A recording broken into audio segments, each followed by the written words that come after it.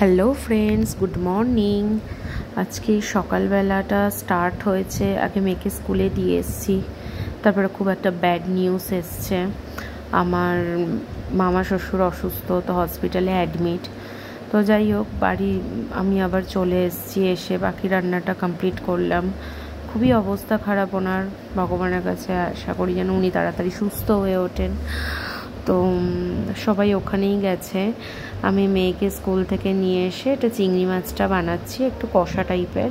পেঁয়াজ, আদা, রসুন আর টমেটো দিয়ে ভালো করে কষিয়ে ওর মধ্যে একটুখানি জিরের গুঁড়ো আর একটু গরম মশলার গুঁড়ো, নুন, হলুদ দিয়ে জাস্ট করেছি।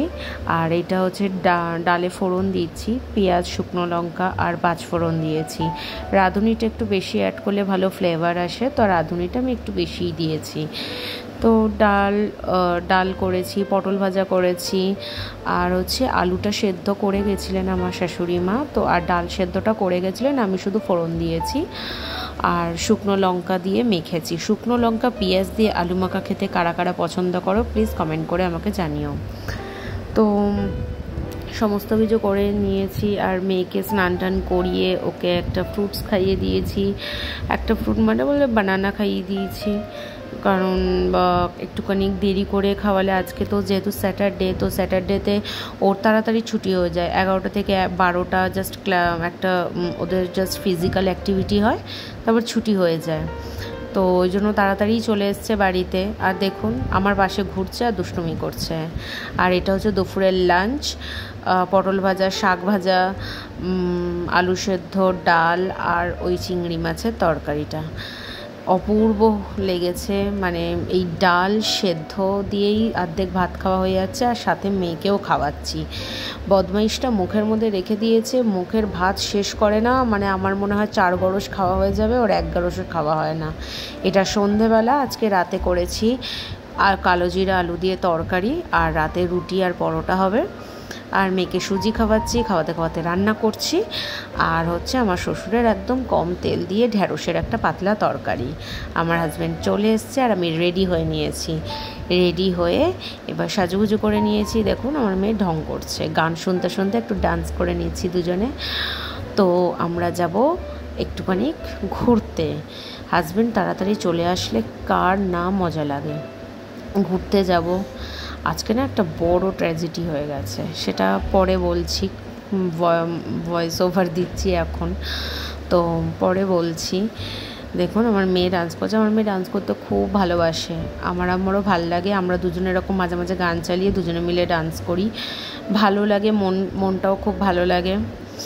তো এবার বেরোবো, তোমাদের সাথে বেরিয়ে দেখা হচ্ছে।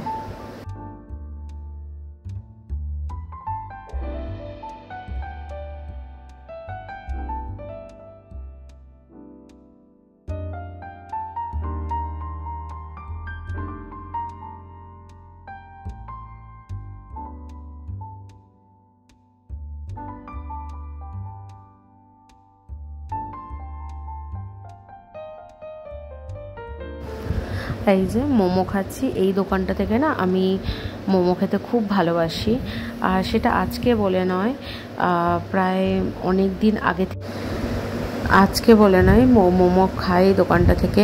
আর মোমো খাওয়ার পরে এই বৃষ্টি, কালবৈশাখী চলে এসছে, মারাত্মক। হঠাৎ দেখি ঝড় উঠেছে। আর এই মিষ্টি মুখ বলে দোকানটা, এখানটা দাঁড়িয়েছিলাম আমরা, আমার মেয়ে মিষ্টি খাচ্ছিলো, আর আমরা ফায়ার হাউস থেকে আমার হাজব্যান্ড চিকেন পপকর্ন খাচ্ছিল।